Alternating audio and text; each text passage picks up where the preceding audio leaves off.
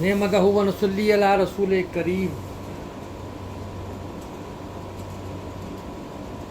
حضرت خواجہ معین الدین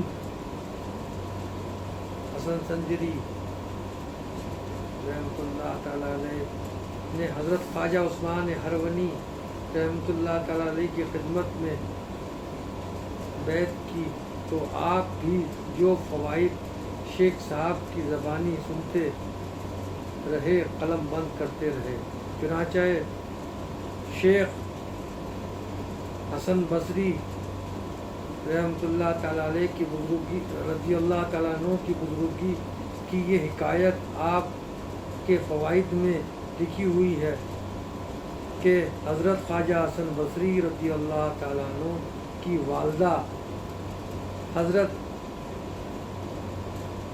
be be ام سلمہ رضی اللہ تعالیٰ عنہ کی لونڈی تھی۔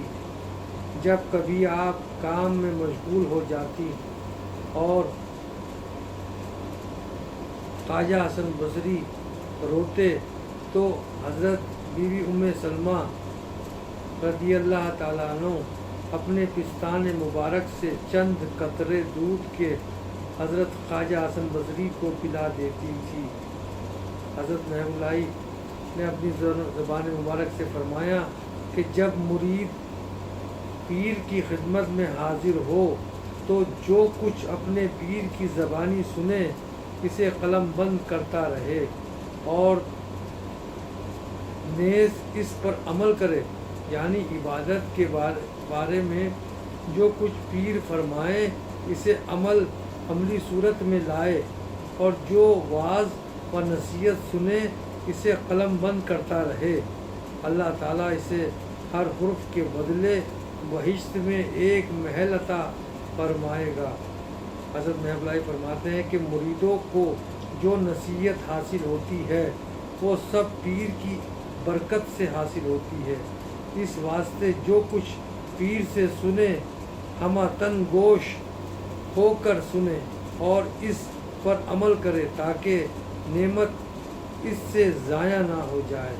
حضرت محب اللہ فرمایا کہ جب شیخ الاسلام بابا فرید الحق والدین عبدالسرا العزیز نے سنا ہے کہ جو کچھ شیخ صاحب کی زبان سے سنتا ہوں قلم بند کر لیتا ہوں، تو پھر یہ حالت ہو گئی کہ جب کبھی میں مجلس میں غائب ہوتا اور پھر حاضر خدمت ہوتا تو آپ پوچھتے کہ میاں کہاں تھے، اور جو فوائد آپ نے پہلے بیان کیے ہوتے پھر آمادہ فرماتا، اور اگر مجھ پر غفلت کا اثر دیکھتے تو مجھے مخاطب کر کے فرماتے کہ حاضر ہو۔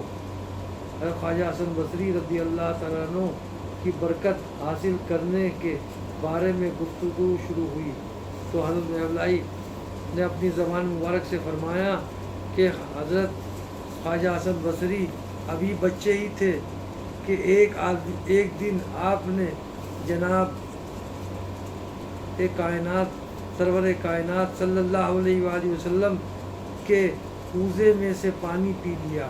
ہاں حضرت صلی اللہ علیہ وآلہ وسلم نے پوچھا کہ اس کوزے میں سے کس نے پانی پیا؟ عرض کی۔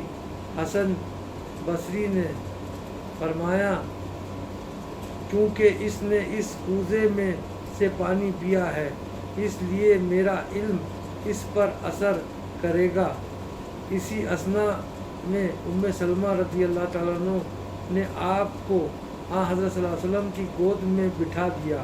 حضرت صلی اللہ علیہ وسلم نے دعا کی کہ بس جو نعمت خواجہ حسن بصری کو ملی وہ اس کوزے کی پانی اور حضرت صلی اللہ علیہ وسلم کی دعا سے ملی۔ حضرت بعد ازاں درویشوں کے بارے میں ذکر شروع ہوا اور سواں کے بارے میں۔ السلام علیکم۔